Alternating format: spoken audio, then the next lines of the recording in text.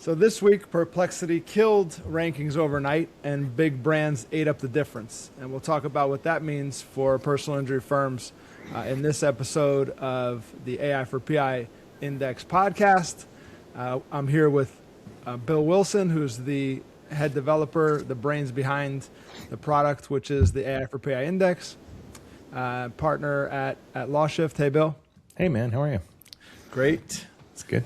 So once again, every week we get this data from you on Monday, and then we chop it up and analyze it individually, and it's nice to get together to actually discuss it and talk about it. So you want to jump right in? Yeah, let's do it, man.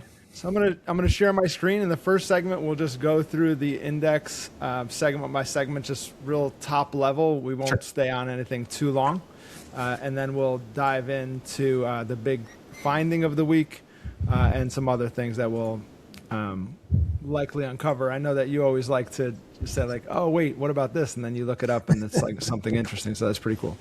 Yeah. So at the top, we have the typical visibility is 0.9%, which is basically everybody's AI invisible still. Yeah. Which is super interesting to me, since is it that we're the only ones that can consistently increase visibility, or people are yet to kind of move over to the new world? I guess we'll discuss that as well. Yeah. The leader's share of voice in the top 50 is 13.5%, which is Morgan & Morgan. So even the leader is not all that visible. Leader citation share 7.5. We analyzed 259 markets, and the top mover of the week is Brandon J. Broderick. If you go down to the top 25 most AI visible PI firms in America, no surprise, Morgan & Morgan still leads the way, and followed by Ben Crump Law and Farah Farah. Morris Bart seems to have dropped down, but that could may or may not be true. You don't need 194 markets. You just need to own your own. These are the local champions. These are the people that just dominate, relatively speaking, their personal smaller markets. And it lists here what the strongest markets are. The biggest moves in the index, as we said, Brandon J. Broderick, and Celino Law was one of the biggest fallers. And what the leaderboard misses. So this is this I love, because even from the very first run of the index, which was 80 firms for the AI for the expo that we went to with Pilma and the attending firms, we found this to be the most glaring and shocking number, that Google authority does not mean and has no correlation with AI visibility. And it says here this week it's a 4%. The gap is 4% of the firm's AI visibility comes from its SEO domain strength, which is absolutely incredible, especially given that a lot of the strategies and tactics that we use seem similar. Mm-hmm. So you would think that they would be similar, or they would be correlated, but they really aren't. And then also, this is also interesting that Morgan & Morgan fell right on the expected line of, so they're the only one that fell on the expected line of AI visibility versus domain rating or SEO authority. 3 patterns the rankings don't explain, which is the SEO giants that the AI keeps ignoring. Very interesting. The unexpected AI leaders without SEO clout. So these are the people that don't have domain authority, but AI seems to love. And the AI knows them by zip code. So these are the hometown specialists, as we're calling them, and they dominate a very small market that they're in. We will also get into, hopefully, I'd like to get into one particular market and analyze that. I had Sue, which is my AI chief of staff over here, run an analysis on one market, so we'll see what she came up with as well. This is, really cool that we can just click on a state, and then we get the top AI visible firms in order in that state. Then you can click on each one and find out more about each individual firm. So this index is really just brilliant. So thanks for that, Bill. No, you're welcome. 259 U.S. markets, who the AI names in each. So this is all the local markets. AI doesn't just rank websites; it calculates a trust score. So this is kind of we've been going over this as like a overview game plan of how to get AI to recommend you and to get trusted and cited by AI. All right, cool. I'm going to stop sharing my screen and we'll get right into it. Yeah. We'll dive into the weeds. So I'll let you start, Bill. What was the biggest kind of things that you want to talk about or biggest takeaway from this week in your mind? Well, I think there's two things. One is just sort of a data point that we sort of talked about at the very beginning when we were sharing our screen there, is that sort of like the median visibility of a firm. And I think it's really important because we talked like, what does it actually mean? So like 0.9% is such a small number. What it basically means is that if a firm was ever mentioned in a market, that's roughly the percentage it would be.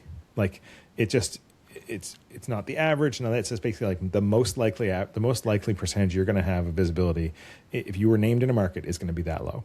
If you're named in a market. To me, what that says is that it's just super early, right? Like you said before, like people just haven't got there yet. Because we've seen week over week over week, firms like Morgan and Morgan and Morgan creep up.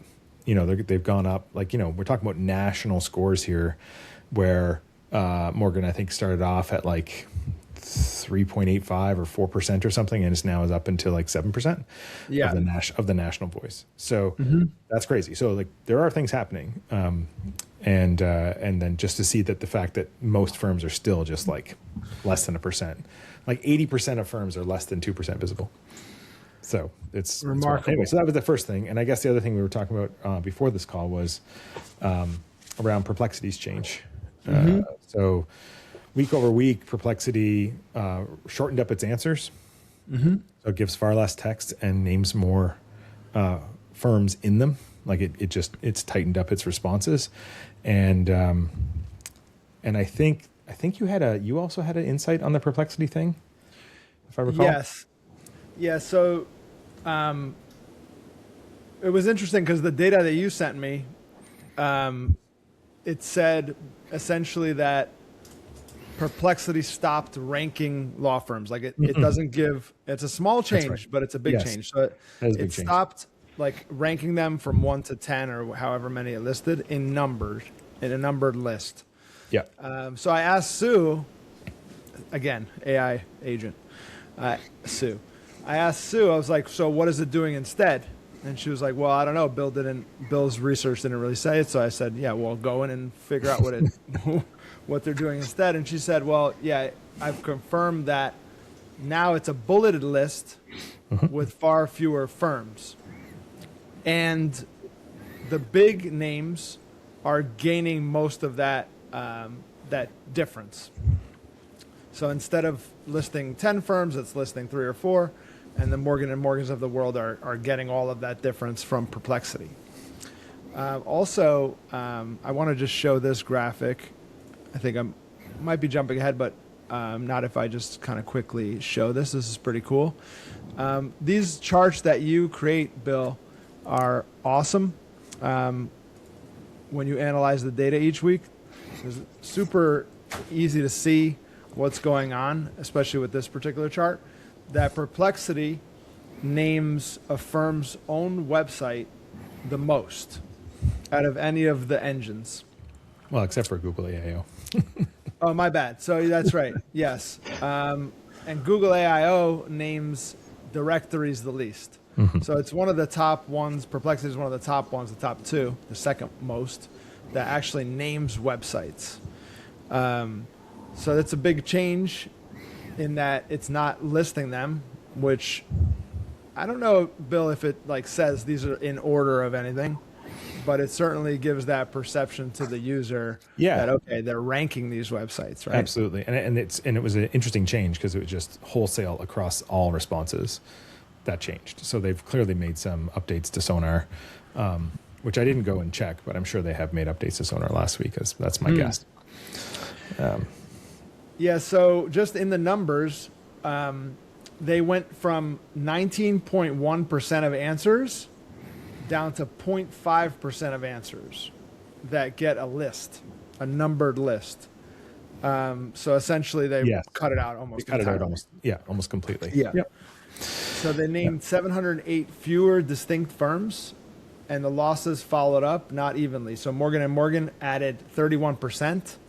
Morris Bart added 46%, Wilhite 32%, Ben Crump 57%, and John Foy 39%. So these leaders ate up all of that difference. Let me see here if there's anything else that Sue said. I could also share my screen, but I don't want to do that. I don't want to read here.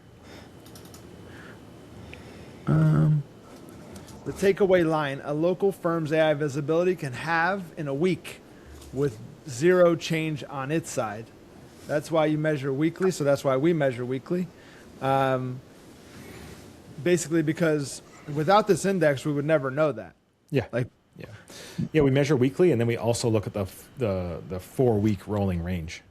So because the overlaps can be thin sometimes, from week to week to week. And this is one of the things with AI too. It's not like, this is not SEO ranking. Like, this is it is based on who you are when you're typing the thing, like all of those things, and it's coming up with the answer for you. It's not deterministic necessarily, but there are things that, so like before, we'd like, oh, we're ranking for this keyword. You just can't do that anymore. So I think that's one of the big things. And that's why I look at the 4-week average. I want to really get that confidence interval really, really tight. And so right now, if we give you a ranking, it's based on your last 4 weeks. Did you show up at all? How often did you show up? And looks at that on average. So you get that sort of rolling number. But yeah, I mean, this is the thing. And that's exactly the point. It's like at any 1 week, you can just lose half of it. So like last week you were at 10 and this week you'd be at 5. And we try and compensate for that for stability by looking at the last 4 weeks. It is kind of, it's kind of a downer, right? Like, but basically what it's saying is you can't rely on tactics. You can't rely on, and maybe even more so than back in the day when Google would change their algorithm every week and you would fluctuate. It's even more than that. Like now, especially since it's early on, they're changing this algorithm so drastically from week to week sometimes that one tactic just won't do. Yeah. I've heard people talking about Reddit as like, oh, you just got to get on Reddit or you just got to get more reviews, but we have found that that's not the case. You can't just do one thing, especially in personal injury where those things aren't true. So if you're just out there listening to somebody that has a theory, it just might not be true at all. Yeah. I mean, it's the thing we talked about at the bottom of the index. It's about trust.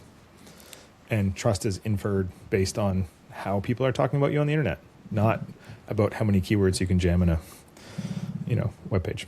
So, I mean, I don't even know if keyword stuffing is still a thing, but, I'm sure there's a lot more sophisticated tactics that people are using for this stuff, but like that just doesn't work. So to me, like, it's the trust piece. This is the number one thing in AI anyway, is trust.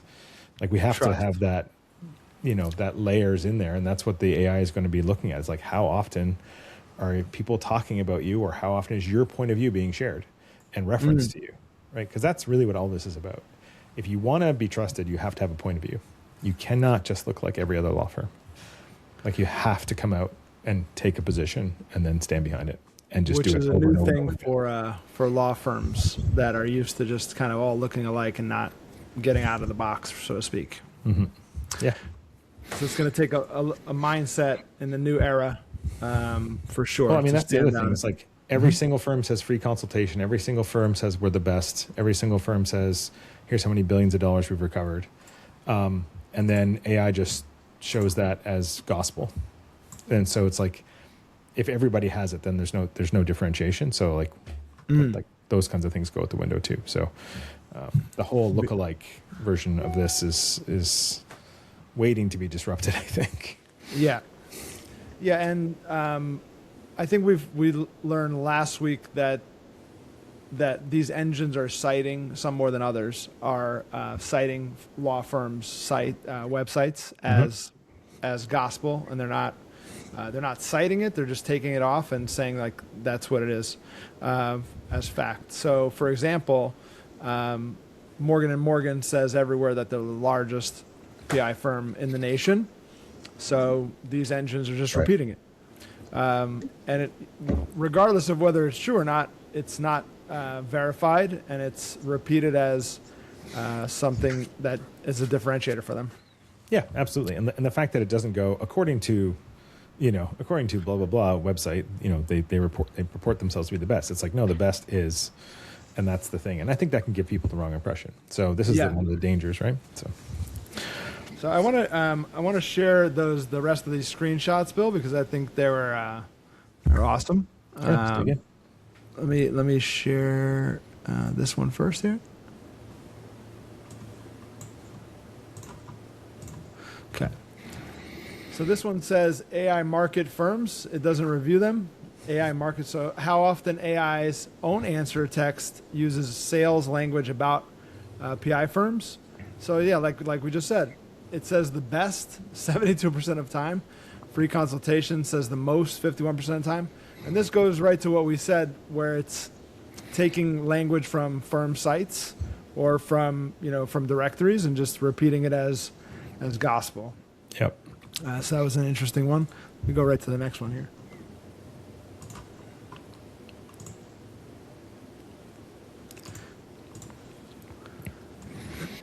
This one here, 4 engines, 4 very different answers. So this one's interesting, right? Because we used to have to optimize for one algorithm, although it was a very complex algorithm that changed practically daily. Now we have 4 different engines that all act very differently. So the first one is ChatGPT here, numbered lists. So we're tracking the ones that come back with a numbered list of firms, and Google AIO comes back with a numbered list of firms 100% of the time. ChatGPT 86% of the time, Claude 29% of the time, and Perplexity now practically 0. We saw it earlier, 0.5%. And then sourcing, citations per answer. Citations for ChatGPT 3.1. Average sources cited per answer. With Perplexity being the highest at 13.1 separate average citations listed. Yeah, I mean, and this is really interesting, because what is it doing then if it's not getting citations, right? So like ChatGPT is just going based off what its cutoff, its knowledge cutoff date. Because all of the prompting that we do in the sort of the simulated conversations all have web search turned on. It has the ability to go off and get this information. It's choosing not to. So that basically affects the answers you're going to get. And so things can be changing and not being referenced by these engines. And it also goes to show, like, if you look at ChatGPT here at 3.1 and also the one we had before, or maybe we haven't got to it yet, but the fact that they reference almost always, they reference these lists, like, super lawyers and, bestlawyers.com, all that kind of stuff. So there's that piece. And then if you look at Perplexity, it's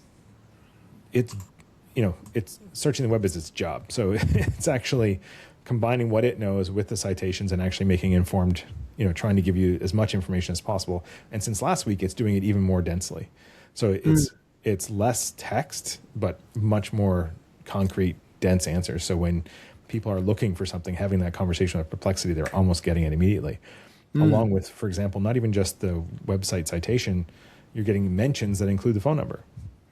Yeah, you saw that earlier today. As opposed to just not even the citation with the domain. So there's a lot of things to take away there. It's like Perplexity is the one that is going to be looking at the most sources to make its determination. And in its answer. Yeah. Yeah, I like Perplexity a lot. I always find that it gives me like very good answers, very well-researched answers. Yeah. So I had a little bit of a theory, and maybe you could tell me if I'm crazy here, but I believe that Google AIO lists more firm-owned websites because they have the index to do so. Whereas these other models don't have the index that Google has, so they have to go out and find the answers elsewhere. Yeah. Also, I think that correlates to the directories being the source for these other engines more. Does that make sense? I mean, yeah, it's very plausible. I mean, it sounds like that could very much be the case. I know if either one of us were Google and we were doing this 100%, we'd be like, yeah, we have this giant database of everything that people have been relying on for 20 plus years, of course. And so absolutely. I think that's part of it is they get that the firm the firm's own site being referenced as opposed to just Yeah. That's the thing, like chat. And here's the other thing too. It's like we look at all these things. We talk about ChatGPT, Perplexity, Google. Like which one's the most popular, right? Like which ones are people use? It's ChatGPT, right? And so people are headed there to do it. So the fact that they give less citations, go from their own memory, and get it from a list is probably not the best one to use for this. Like Wow. if you're, I mean, logically, I guess, like based on that data, it seems like it's probably not the best one to use for that.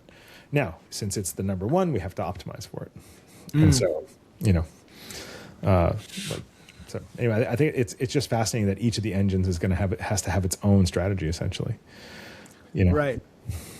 Yeah. Very cool. Calling them engines is a misnomer too. It's these are, these giant non-deterministic billions of parameter models that are running, trying to predict the next letter of what you need. So it's a completely different, they're tuning it and fine tuning it and all the rest, but it's not like they can just go create a new algorithm like Google's doing, or Google did, in the day. Yeah. That's why I think Google has an advantage into the future, frankly.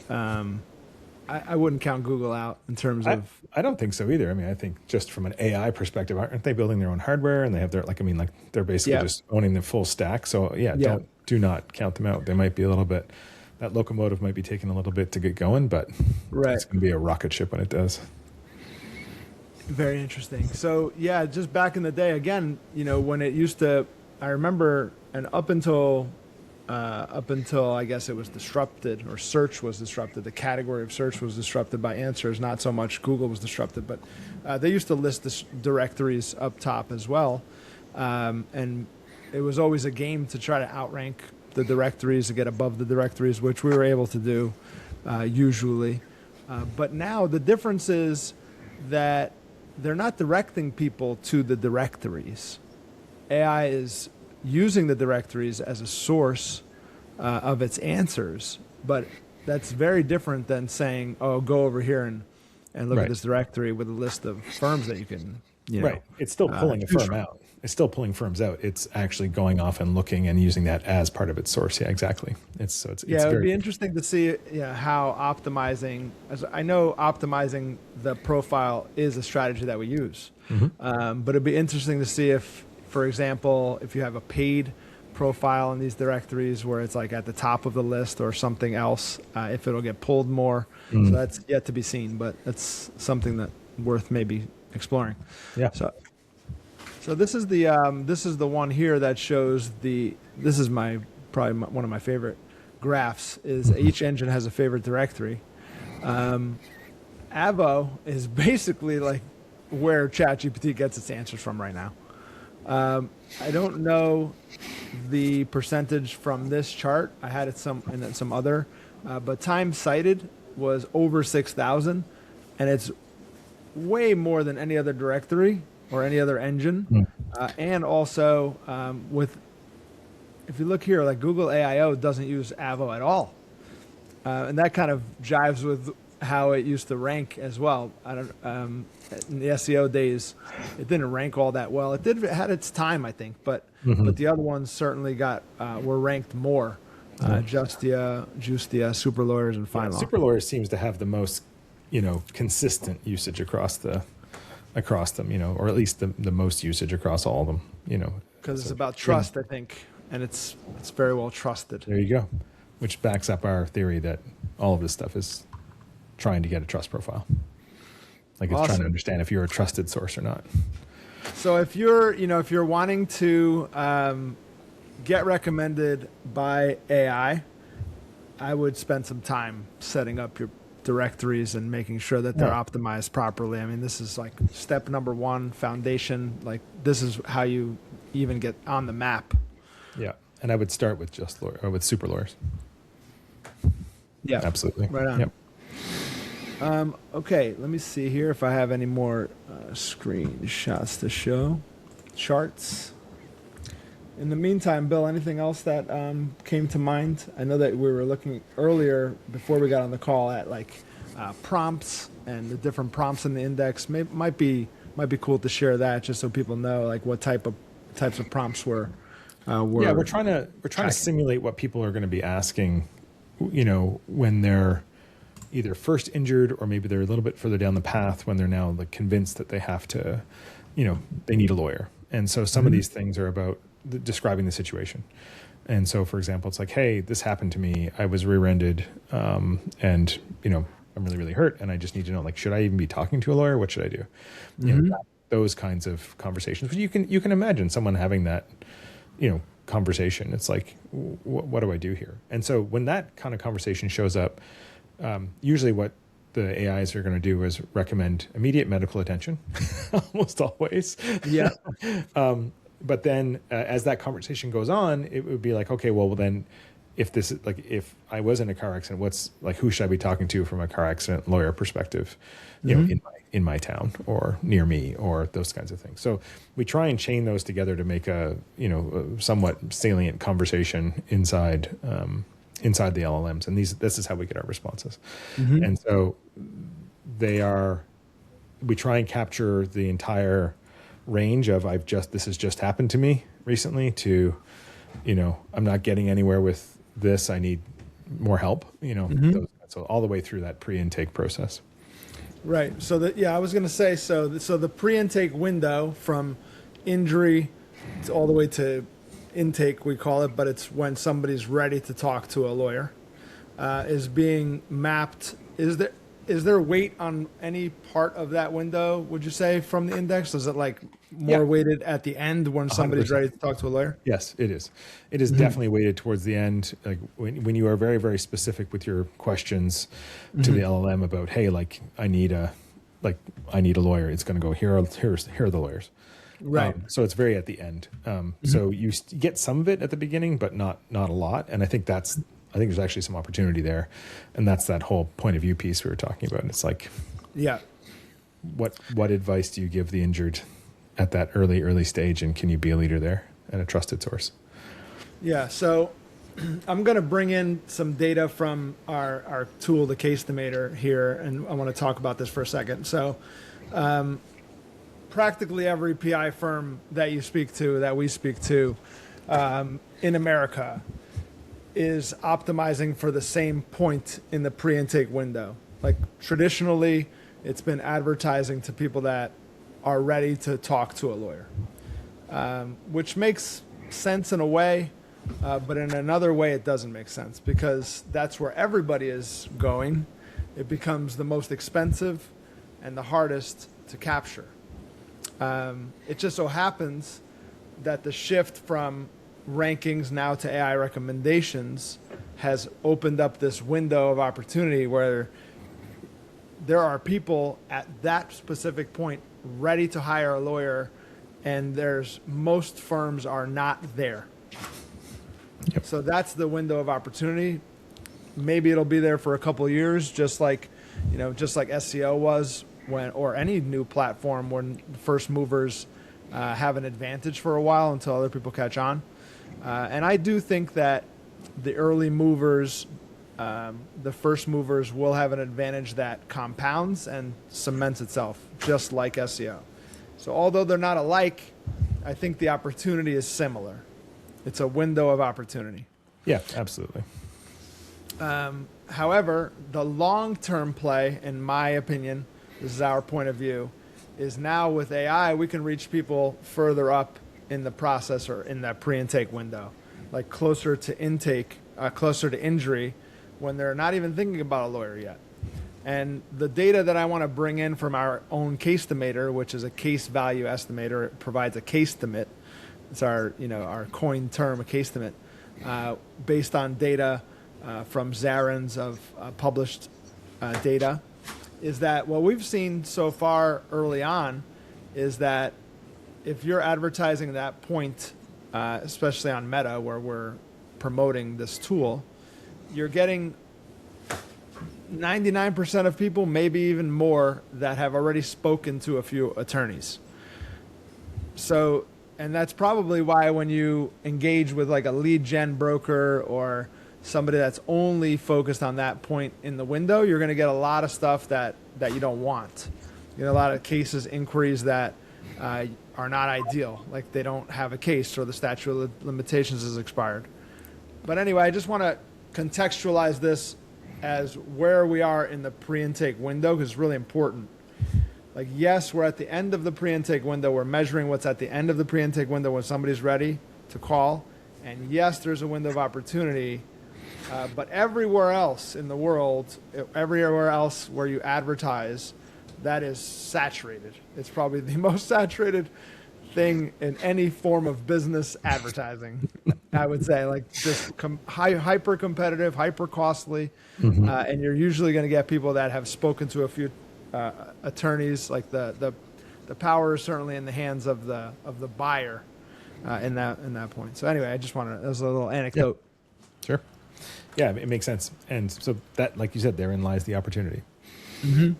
Yeah. Cool. Let's I know we have a hard stop today, but let's and I want to keep this kind of tight each week so that we get better and better at pulling out the nuggets. Let's go to the single area that we want to look at this week, which is Los Angeles. Okay, every firm, the AI named in Los Angeles. So I have some stats here that I can read without boring people to death with numbers, but the Dominguez firm, just as an overview, leads the way with 32.2 or 31.6% visibility. Can you just tell me, Bill, what are each number means here? Yeah, so visibility is going to be how often it's mentioned in that region. So when someone is in Los Angeles and they're asking for help, that is the percentage of time that firm is recommended across all the prompts for that region. Gotcha. So This says right here, of AI answers in Los Angeles that cited any law firm site, 31.6% cited this firm's. Yeah, for citations. Across all engines. Yeah, and that's citations, not visibility. So that's how many times their website was actually linked to in the sources as a place where they got the information. Yeah. So, which is, yeah, so there's two things you measure, right? We measure both the visibility, how often they're mentioned, and then sometimes even more importantly, how often are they actually linked to? Because that's tough. You know, they might say, oh yeah, go talk to Morgan & Morgan. And then you're left on your own to go, figure that out. Whereas sometimes they'll actually say, go talk to Morgan & Morgan. And in the citations, there'll be like Morgan & Morgan. And you can just click on it and away you go. So, yeah. And then just really quickly, because I know we have a hard stop in a few minutes, what is the number on the left? I'm not seeing what you're looking at. Oh, sorry. That's my bad. I'm just guessing. Well, you got the first one right. I figured what you were doing. Yeah. Blindly, yeah. So the number to the left of the citation? Yes. That's the visibility. So that is the percentage that's their percentage visibility. So the Dominguez firm is the one that shows up the absolute most with about a third of the responses, a third of the in LA. In LA, not a third, but they have a 32% visibility. So 32% of the time they're going to show up in LA. Awesome. And they're going to be the ones that's cited the most. But if you look, I can't quite see, but is there anybody on that citation list that actually has more citations than a higher percentage of citations than the top one? Than them, no. Oh, yeah. Actually, Stephen M. Sweat. Right. So there's something going on here, citations, right? But less visibility. Exactly. Go ahead. Less mentions, more citations. So something on that site is being referenced when it's giving those answers. So it's found that as to be a trusted source for some of the answers that it's giving people. And that's why it's using it. So that is really cool. That is really important. So those are the two lanes you get to compete in. So just the other stats that Sue pulled is that 69% of firms named appeared only once. So even though there's a leader here, it's still wide open. The entire top 10 combined controls under 23% of mentions. So there's a big spread here. And most of it is people that are only named once. Yep. The four engines can't agree on who's number one. Claude, Google, and Perplexity say Dominguez. ChatGPT, as we talked about earlier, they have their own way of getting an answer. Says Adamson Adute, which I don't know where it is, but that's we don't have to see it. And last week, ChatGPT said Quirk Law Firm. So one engine, 3 different answers in 3 weeks in the same city. So it's constantly fluctuating. Fun one, Jacoby & Myers is number 2. Decades of brand equity still echoing inside the models. So I guess they're saying that since they've been around for so long, there's still something to be said about that. Yeah. Yeah. Yeah, So if in you the look at most contested PI market in the country, the top spot is a minority share that reshuffles weekly and on an engine's whim. Yeah, it's a interesting time to be digging into all this and learning, and that's why we do it, right? The reason we started capturing all this data was to truly understand what's actually happening in recommendations in the PI law firm space, and what we're seeing is it's changing over and over as we've been doing this thing. We've been doing it since April, and it's it's wild to see the differences as they change. So I like every to week say we'll have that something new. we're cartographers mapping the territory out in front of everybody else, and so that you have a map to go by and not just theory.